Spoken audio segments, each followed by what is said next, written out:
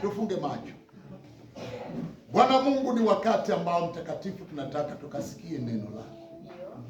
Unajua wewe mtakatifu, vile tulivyo hatuna vipaza sauti, lakini neno lako litahubiriwa. Nami ninaomba ulitie nguvu, tie kibali mtakatifu, neno lako liweke ndani ya kinywa changu, ili yale umekusudia leo yakafanyike. Na wabariki watu wako wanapolisikia neno lako na kuliamini. Katika jina la Yesu Kristo naomba nikiamini. Amen. Bwana nami kitabu Danieli, Yeremia 29 10 na 11.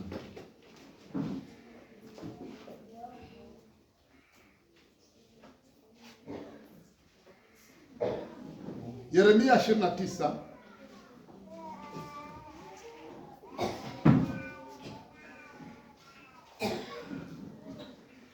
fungu la 10 naenda mpaka 14. Maana Bwana asema hivi: Babeli utakapotimizwa miaka 70, nitawajilia mimi na kulitimiza neno langu jema kwenu, kwa kuwarudisha mahali hapa.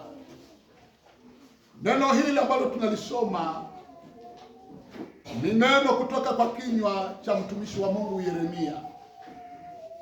Wakati huo wana wa Israeli wakiwa wako utumwani, wameondolewa katika nchi yao, hawako Israeli tena, wako nchi ya Babeli. Na waliingia Babeli kwa sababu walikuwa wamemkosea Mungu. Hivyo wana wa Israeli wakaugua wakiwa katika utumwa, wakiwa katika maombolezo. Lakini mtumishi wa Mungu nabii Yeremia alikuwa ameachwa Yerusalemu na watu wale wengine wachache tu Yerusalemu.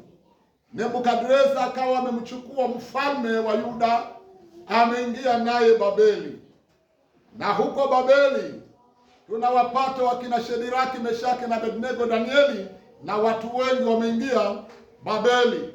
Wakina Ezra, wakina Nehemia, wakina Mordekai, wakina Esther wanaingia nchi ya utumwa. Haleluya, amen. Na katikati yao kukaanza kutokezea watu wanatabiri.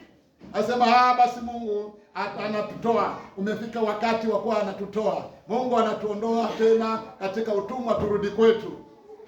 Hiyo sauti Mungu akaisikia, maana Mungu alikuwa ameweka nabii wake mmoja, ni Yeremia peke yake. Haleluya, amen. Watu wakawa wameanza kuotaota ndoto, watu wakaanza mambo yao ya kutabiri.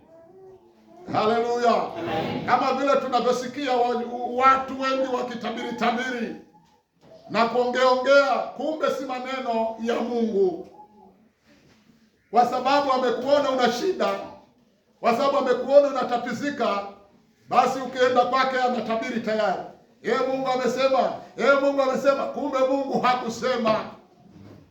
Haleluya, amen. Wakuko maka wako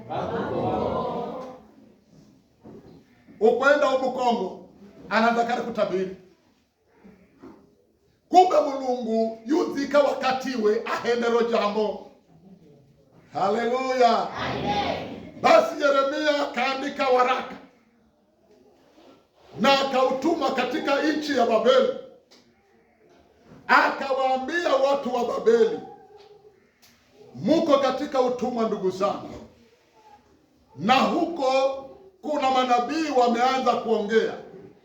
Nataka niwaambie hayo si maneno ya Mungu, lakini Mungu anawaambia zaeni, muongezeke, musipunguke, endeleeni kumwomba Mungu, utakieni mema mji huu ambao munaishi katika utumwa. Mwombeeni mfalme wa nchi hiyo, ili kusudi hata kama mko katika utumwa mupate amani. Amen. Haleluya! Ili kusudi hata kama mko katika majonzi muwe na amani. Haleluya! Na huko msipunguke, muzidi kuongezeka. Haleluya! Wewe ambaye unapitia wakati mgumu, si wakati wako wa kurudi nyuma, ni wakati wako wa kuongezeka, ni wakati wako wa kuendelea, ni wakati wako wa kumtafuta Mungu, maana Mungu anakutaka uongezeke. Akawaambia, waozeni binti zenu waume, waozeni wavulana wenu wake, ili kusudi muzae, musipungue. Haleluya! Bwana Yesu asifiwe. Haleluya! Maana Babeli utakapotimizwa miaka 70, Bwana atawajilia. Haleluya! Nikawa katika hali ngumu, kazi sina, nimekuwa mtu ambaye sasa ni mtu wa kusaidiwa. Haleluya!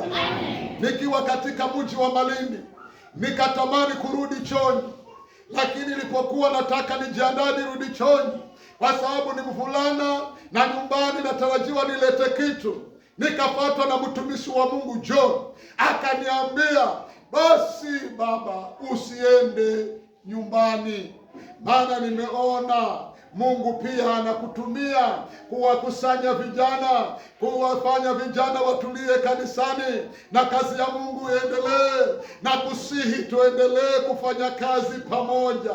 Nitakulisha kazi za mambo ya